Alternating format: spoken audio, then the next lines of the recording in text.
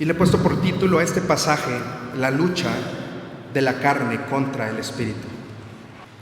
Y le voy a invitar a que se ponga de pie, por favor. Vamos a leer todos juntos en la versión que usted tiene, la versión 60. El verso 16 y 17 solamente.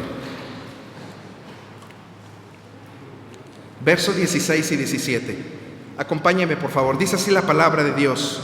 Digo, pues, andad en el espíritu y no satisfagáis los deseos de la carne, porque el deseo de la carne es contra el espíritu y el del espíritu es contra la carne, y estos se oponen entre sí para que no hagáis lo que quisieres. Nuevamente otra vez 16 y 17. Digo pues, andad en el espíritu y no satisfagáis los deseos de la carne, porque el deseo de la carne es contra el espíritu y el del espíritu es contra la carne, y estos se oponen entre sí para que no hagáis lo que quisierais. Tomen sus lugares. Ya hemos orado. El pastor ha orado por la meditación de esta mañana. Pero antes de entrar al pasaje, quisiera compartir un poco acerca del contexto del por qué el apóstol Pablo escribe esta carta. Gálatas tiene 6 capítulos, y durante todos los 6 capítulos es la única carta de las 13 cartas que escribió el apóstol Pablo. Bueno, escribió más, pero 13 son solo las que están aquí en la palabra de Dios. De las 13 cartas que escribió, y las tenemos plasmadas aquí en su palabra, es la única en la que el apóstol Pablo no da una felicitación a quien le escribe la carta. Recordemos que, como toda carta, hay alguien que le escribe y hay alguien que la recibe. En este caso, como en todas las cartas, fue el apóstol Pablo, y fue la iglesia de Galacia quien recibe esta carta. La iglesia de Galacia, en esa región de los Gálatas, hoy Turquía moderna, muy arriba de Israel, muy arriba de Siria, ahí donde está todo este conflicto, y Turquía moderna, ahí es donde se encontraba esta iglesia, la iglesia de Galacia. ¿Y por qué el apóstol Pablo no da una felicitación, a diferencia de los efesios? Los filipenses, el apóstol Pablo se desvivía de felicitaciones a la iglesia de Filipos, a la iglesia de Tesalónica, ni qué decir, a la iglesia de Roma. El apóstol Pablo, cuando escribe la carta a los romanos, no conocía a la iglesia de Roma, y le escribe una carta y le manda muchas felicitaciones porque él estaba gozoso de lo que ellos estaban viviendo. Pero los Gálatas no fue así. Había algo que inquietaba grandemente al apóstol Pablo. Y una de estas cosas es que los falsos maestros de toda esa región de Galacia, principalmente judaizantes, es decir, judíos cristianos que buscaban cumplir aún la ley, cuando el apóstol Pablo les había dicho: ya no vivimos bajo la ley, ahora vivimos bajo la gracia. Falsos maestros se estaban metiendo dentro de la iglesia y estaban compartiendo doctrinas heréticas, contrarias al evangelio que el apóstol Pablo les había enseñado. El problema no solo fue eso, porque bien podría la iglesia haber gente que daba doctrinas falsas o que llegaban y daban doctrinas. El problema fue que la iglesia estaba dando oídos a esas doctrinas. Y por eso el apóstol Pablo escribe esta carta y les dice: Gálatas insensatos. Si gusta regresar al capítulo 3, vea cómo inicia. ahí en Gálatas, capítulo 3.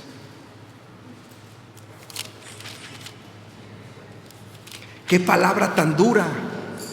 No encontramos una expresión tan fuerte del apóstol Pablo hacia una iglesia como lo es la iglesia de Galacia.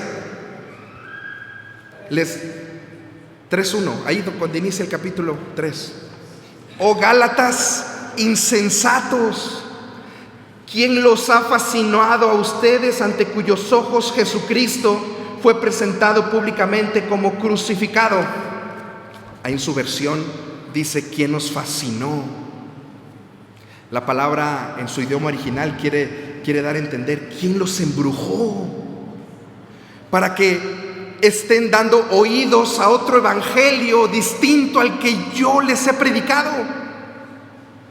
¿Y cuál era el evangelio que Pablo les había predicado? Que Jesucristo basta, no necesitas otra cosa, no necesitas cumplir la ley. Jesucristo basta. Jesucristo había muerto por sus pecados, le dice el apóstol Pablo a los Gálatas, y resucitó al tercer día.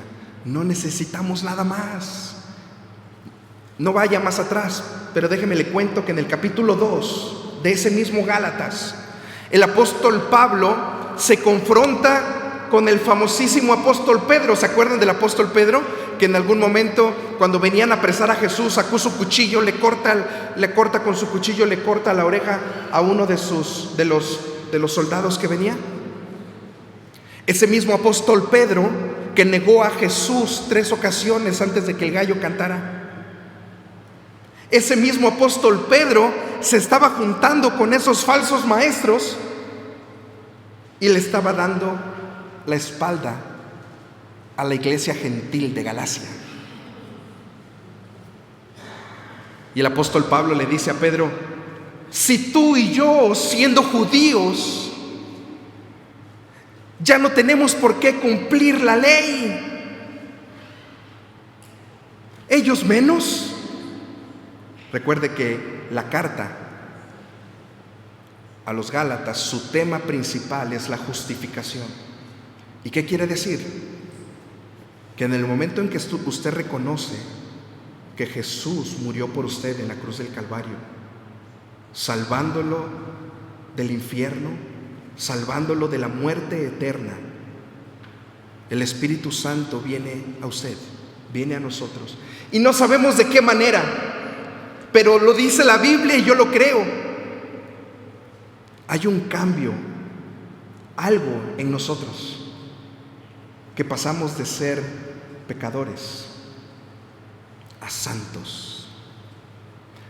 ¿Por algo que hayamos hecho nosotros? No, por lo que hizo Jesús en la cruz del Calvario, porque nosotros no merecemos nada, no hicimos nada. Ese es el tema de Gálatas, la justificación. Algo, es un momento en donde Dios nos hace justos por la sangre preciosa de su Hijo Jesucristo derramada en la cruz del Calvario. Pero dice Juan 3:16, solo necesitas creer en Él.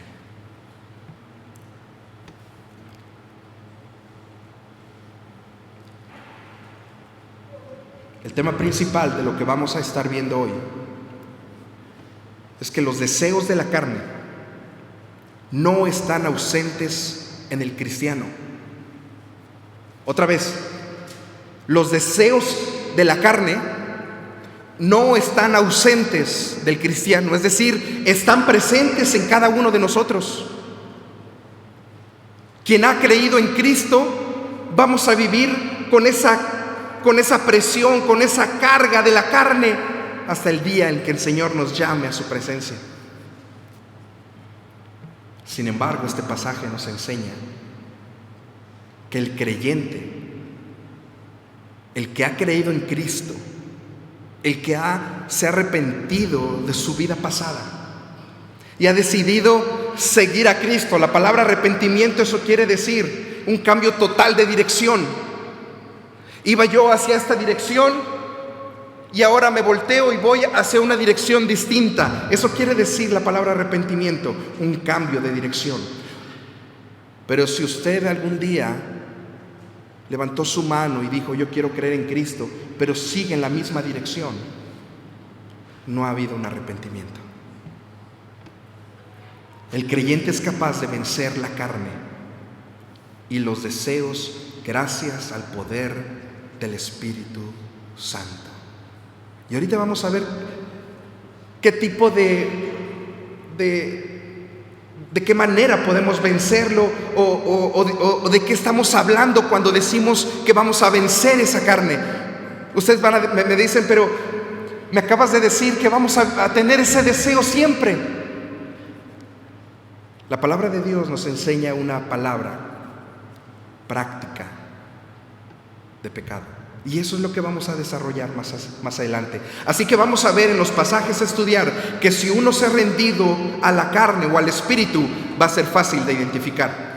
Si usted se ha rendido a la carne, va a ser fácil que la gente a su alrededor lo pueda identificar. Pero si usted se ha rendido ante el Espíritu Santo, también va a ser fácil de poder identificar que usted se ha rendido al Espíritu Santo. Así que distribuido este pasaje en 3 apartados.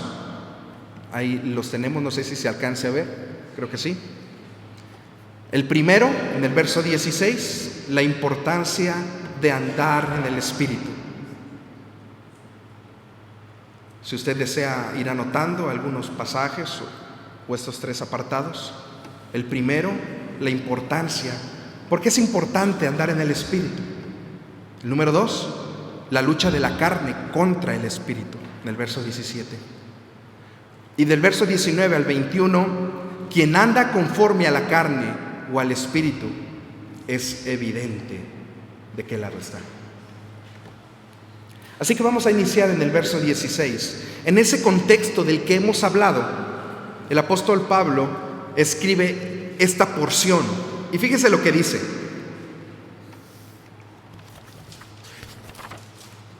Verso 16. Digo pues,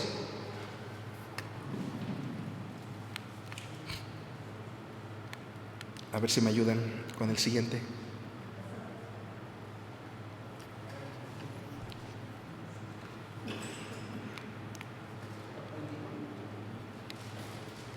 Se tenía que aprender, ¿verdad, pastor?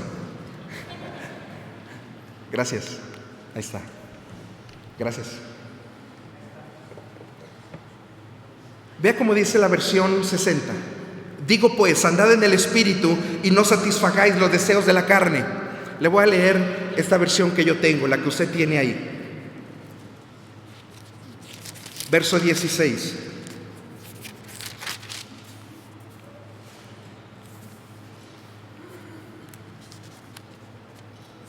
Lo moví para el 3, perdón. Dice el verso 16. Digo pues, anden por el Espíritu y no cumplirán el deseo de la carne. Otra vez. Anden en el Espíritu, le dice el apóstol Pablo a la iglesia de Galacia. Anden en el Espíritu y no cumplirán los deseos de la carne. Vean cómo hay una consecuencia.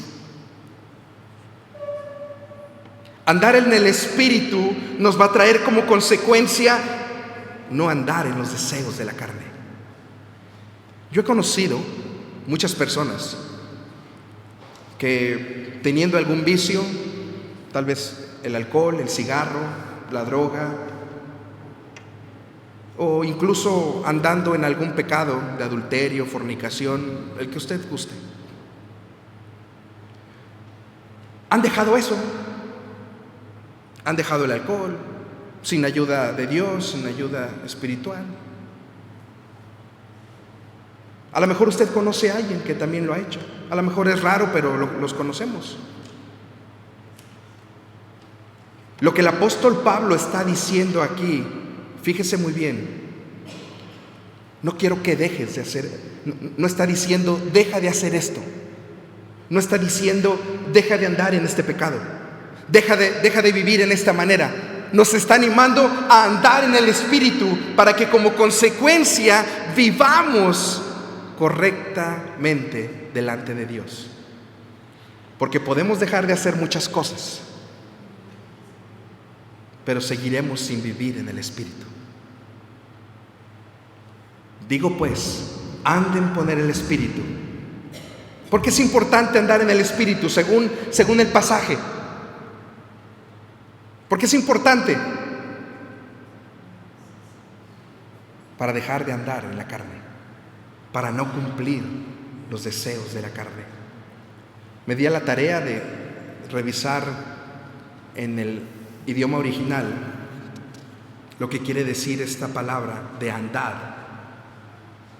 Y hace referencia, la palabra quiere decir paripateo, no sé si pronuncie bien el griego, pero así decía que se dice. Y hace referencia a un andar todos los días, a un caminar diario. Me levanto y ¿qué es lo que hago? Pero además de andar todos los días, habla también de llevar una dirección, de avanzar. Así que el apóstol Pablo lo que está diciendo en esta palabra, todos los días levántate, a cada momento de tu vida, sigue adelante, buscando agradar a Dios. Algunos de ustedes recordarán ahí en la Grecia antigua, con Platón, Sócrates, Aristóteles, por ahí del 400 al 300 antes de Cristo, que más o menos vivieron estos filósofos.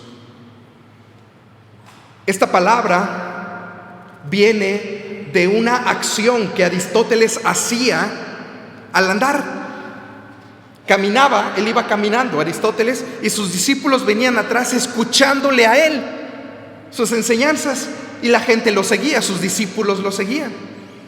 Así que las palabras fueron creciendo, fueron formándose de alguna manera, para que 400 años después, cuando el apóstol Pablo escribe este pasaje, que lo escribe en griego, usa esta palabra. Camina, andad en el Espíritu, sigue a Jesús. Todos los días. No un día sí y un día no. No un día sí y otros no. Todos los días, y avanza, camina.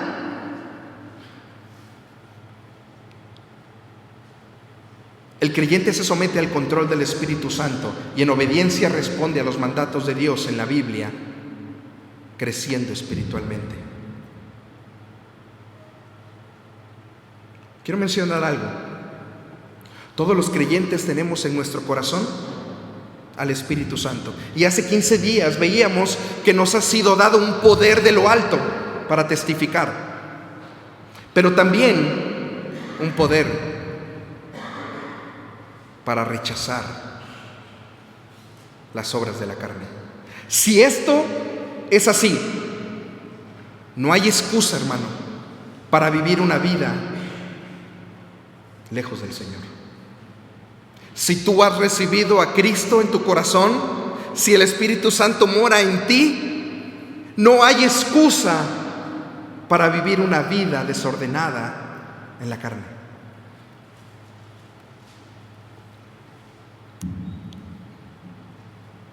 No sé si haya algún abogado aquí. Bueno, yo sí. Nos enseñaban un poco de latín y decían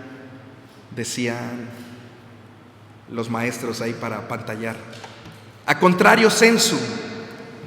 Quiere decir, vamos a hacerlo al revés, vamos a decirlo al revés. ¿Por qué estoy cumpliendo los deseos de la carne?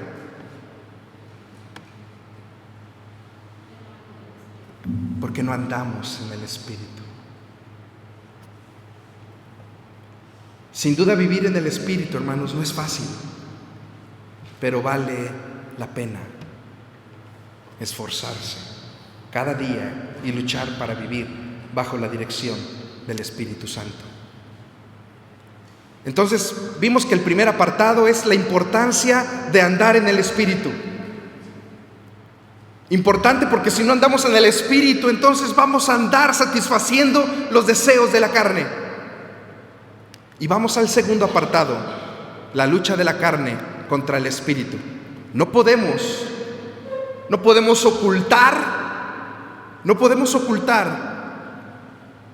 que hay una lucha. No levante su mano, pero si yo preguntara, no la levante, si yo preguntara, ¿quién de los que está aquí en esta tarde lucha todos los días contra los deseos de la carne? Yo sería el primero que levantara la mano. Es más, la tengo levantada. Usted no la levante.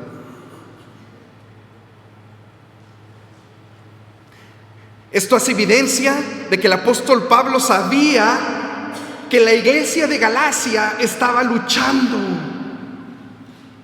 Sin duda hay una lucha. Dice el pasaje, porque el deseo de la carne es contra el espíritu, y el del espíritu es contra la carne, pues estos se oponen el uno al otro, de manera que ustedes no pueden hacer lo que deseen, dice el verso 17. La carne se opone a la obra del Espíritu y conduce al creyente hacia conductas pecaminosas. Vamos a dejar un momento, póngale un apartado ahí a su Biblia, por favor, y acompáñame a Romanos capítulo 8. Estas predicaciones o estos pasajes de repente son un poco cansados y tediosos, pero nos ayudan a entender lo que la palabra de Dios nos está enseñando. Así que le invito a tratar de estar atento. Yo sé que lo están, pero más, Yo lo voy a leer. Fíjese bien. Romanos capítulo 8, del 1 al 11, yo lo voy a leer, siga usted con su vista. Ahora pues, ninguna condenación hay para los que están en Cristo. ¿Qué quiere decir? Que para los que no están en Cristo hay una condenación. Pero para los que están en Cristo Jesús, los que andan, otra vez esta palabra, peripateo, los que andan conforme a la carne, los que no andan conforme a la carne, sino conforme al Espíritu. Porque la ley del Espíritu de vida en Cristo Jesús me ha librado. El andar en el Espíritu es gracias a mí, gracias a Jesús, hermanos. No tenemos de qué gloriarnos. ¿De qué nos vamos a gloriar si no hemos hecho nada? Lo hizo Jesús en la cruz del Calvario por nosotros.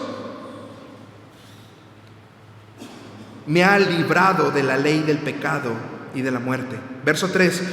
Porque lo que era imposible para la ley, por cuanto era débil por la carne, Dios, enviando a su Hijo en semejanza de carne de pecado, y a causa del pecado condenó al pecado en la carne, para que la justicia de la ley se cumpliese en nosotros, que no andamos conforme a la carne, sino conforme al Espíritu.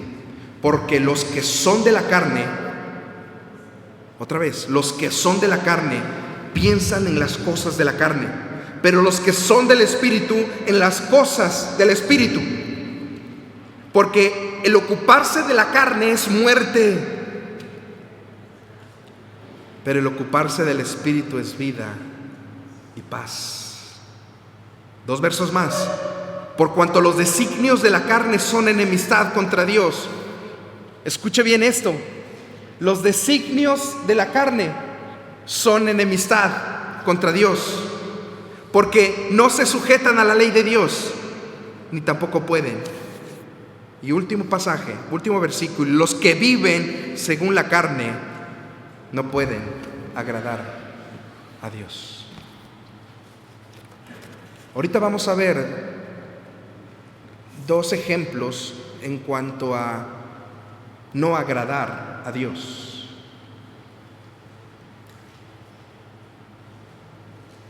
El verso 18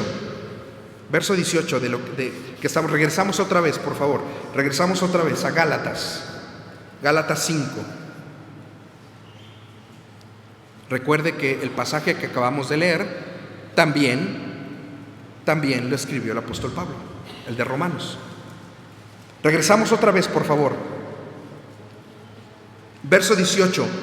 Pero si sois guiados por el Espíritu, no estáis bajo la ley. La versión que yo traigo, pero si son guiados por el Espíritu, no están bajo la ley. ¿Qué quiere decir esto? En el Antiguo Testamento se buscaba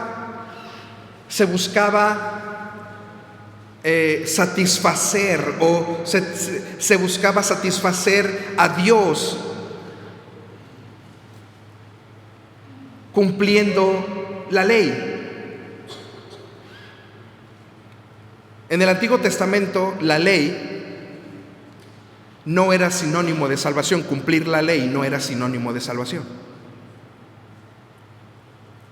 pero sí de agradar a Dios. Porque dice el pasaje que por la fe, Abraham por la fe y por la fe, siempre ha sido por la fe. Pero ustedes dirán, ¿la fe en quién? Si no existía Jesús. La fe en la promesa. Porque desde Génesis 3 Dios ya había dado una promesa. Y Abraham fue salvo por la promesa, por la fe. Pero las obras de la ley, de alguna manera, traía el favor de Dios. Ya no. En el Nuevo Testamento ya no estamos bajo la ley. Si vivimos por el Espíritu, si hemos recibido a Cristo,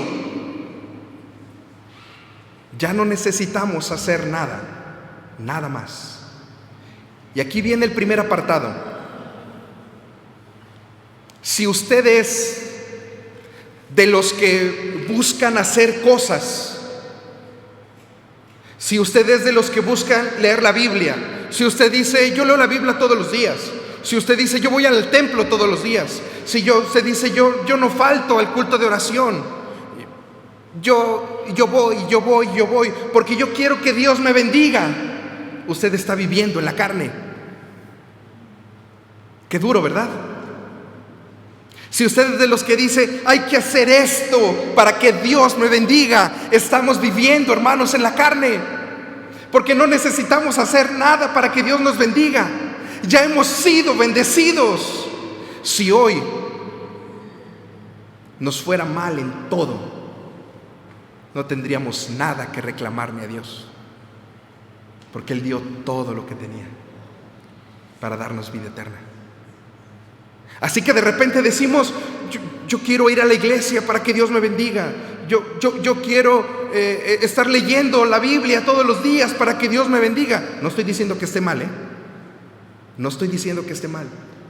Eso trae una edificación a nuestra vida. Y además, el congregarnos es un mandato del Señor. Pero cuidado, si buscamos hacer obras, aún obras buenas, ir a la iglesia, no faltar al discipulado, leer la Biblia todos los días, no está mal. Pero si nosotros lo hacemos para traer un favor de Dios, estamos viviendo en la carne. Ya hemos sido bendecidos por la sangre preciosa de Jesús derramada en el Calvario. ¿Cuál debe ser nuestra actitud? Yo sirvo a Dios por lo que Él ya hizo en mí. No le sirvo a Dios para que me bendiga. Le sirvo a Dios porque ya he sido bendecido.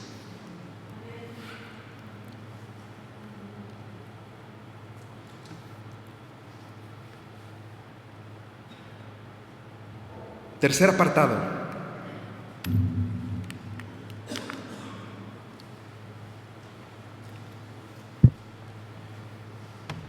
quien anda conforme a la carne o quien anda conforme al Espíritu,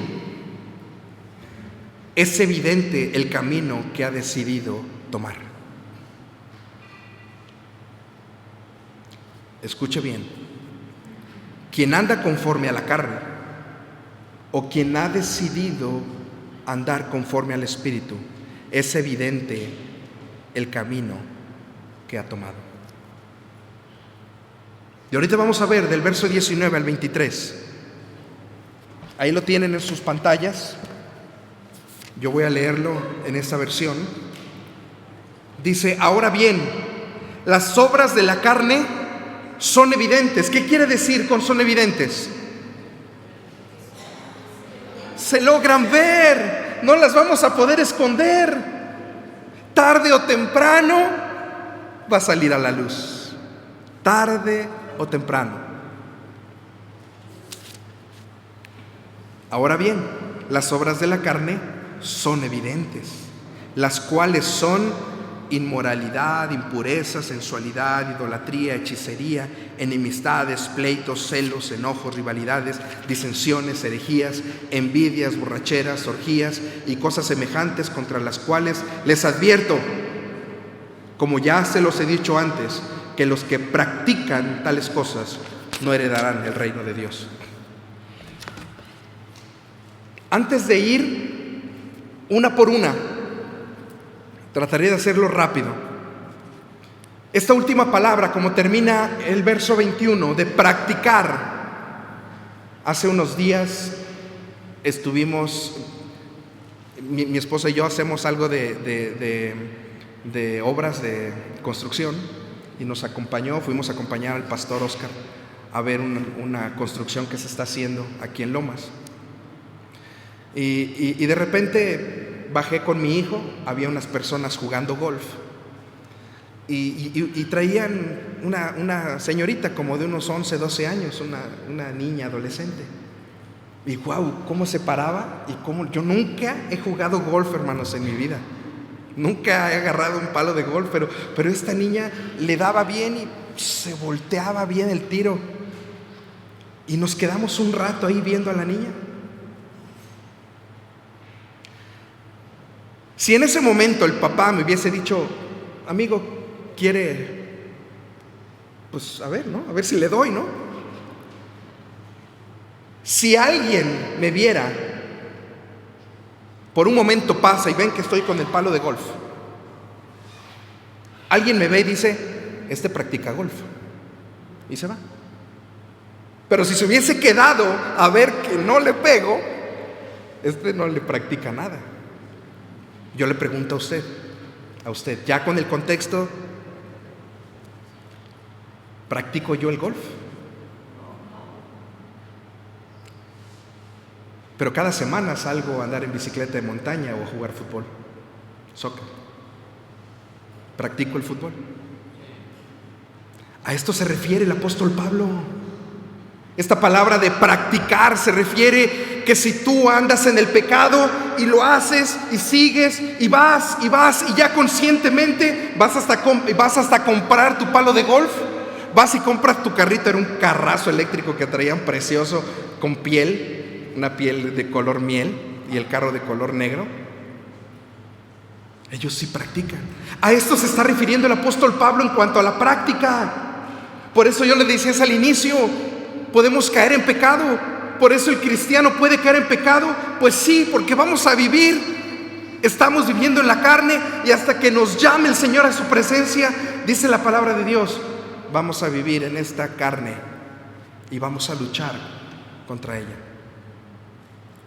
Pero no debemos practicar el pecado. Pero si yo soy de los que ya ando,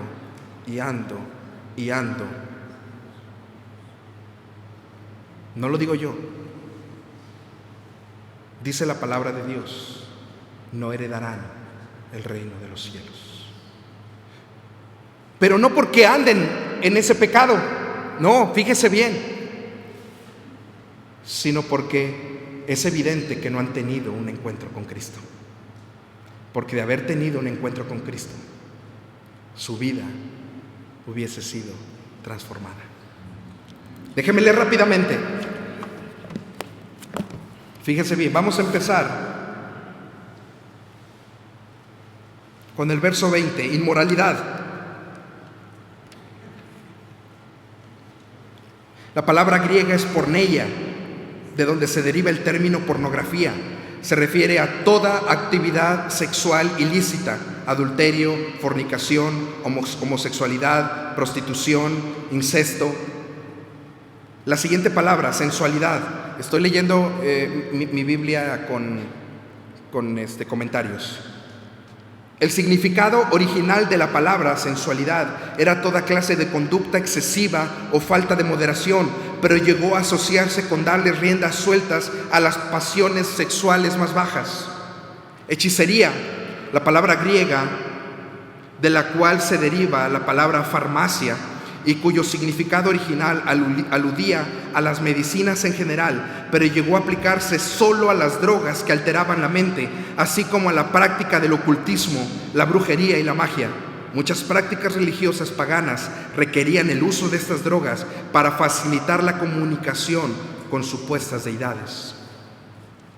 Y hasta aquí usted diga, pues a lo mejor yo, o a lo mejor y sí, pero ¿qué tal esto? Pleitos. Muchos de estos pecados manifestados en el área de las relaciones humanas tienen que ver con alguna forma de enojo. Ahí nadie se escapa, hermanos, ninguno nos escapamos. Las enemistades resultan en pleitos, los celos, resentimientos aborrecibles, resultan en enojos, explosiones súbitas e incontroladas de hostilidad. Las siguientes 4 manifestaciones representan la animosidad entre individuos y grupos: borracheras, orgías. Lo voy a leer, aunque no necesitamos, ¿verdad? Una referencia probable a las orgías que caracterizaban el culto a los ídolos paganos. Se refiere en general a todas las conductas revoltosas, escandalosas y desenfrenadas. Y la práctica, algo que constantemente tú ya maquinas para estar desarrollando. Alguien que constantemente lleva a cabo estos pecados sin ningún tipo de arrepentimiento no pertenece a Dios.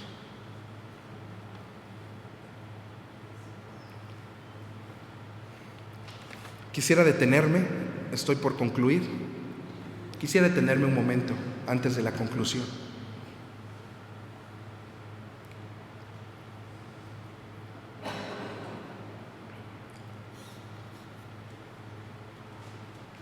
No podemos continuar de esa manera, hermanos. Si tú eres creyente, no hay excusa. No podemos seguir satisfaciendo las obras de la carne, porque es posible, y tan solo posible, de que si tú ya estás practicando alguna de estas cosas, es posible que no hayas tenido un encuentro con Cristo. No estoy diciendo que no, solo revisa tu vida.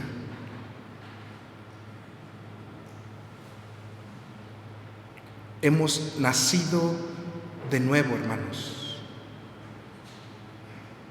para un solo fin: predicar el Evangelio y servir a nuestro Dios.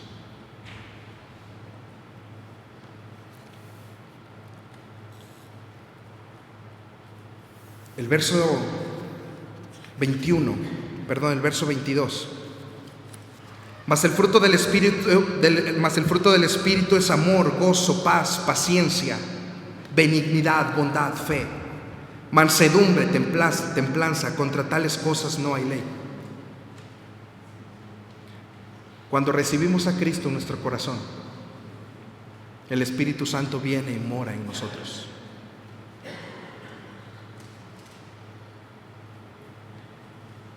No de la noche a la mañana vamos a tener amor como el que Dios mostró en la cruz con su Hijo Jesús. La palabra gozo no quiere decir felicidad. Es un error pensar que gozo es felicidad. Gozo es que aún en medio de la tristeza, aún en medio del dolor, tú puedes declarar victoria delante de Dios. Porque sabes que tienes un hogar allá con Él. No importa lo que pase aquí. Paciencia, bondad, mansedumbre. Es un proceso. Pero ve cómo termina este pasaje. Pues los que son de Cristo han crucificado la carne con sus pasiones y deseos. Crucificar la carne no significa no volver a pecar nunca.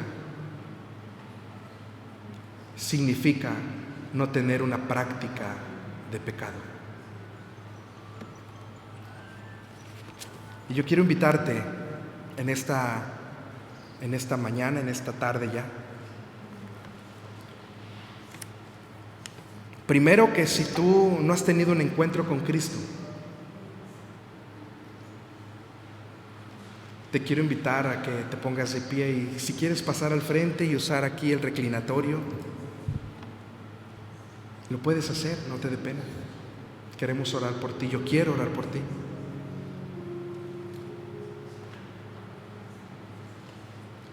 La palabra de Dios dice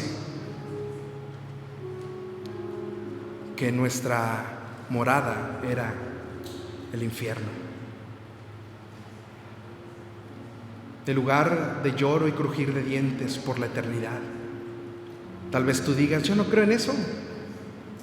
¿Cuántas veces te has equivocado? ¿Cuántas veces has dicho esto y resultó otra cosa? ¿Por qué pensar que en esto también te puedes estar equivocando? Solo Jesucristo salva. Solo en Jesucristo hay salvación. Así que si tú, amigo, hermano, que estás aquí y quieres ponerte de pie y decir, yo quiero esta tarde pedirle a Jesús que entre en mi corazón.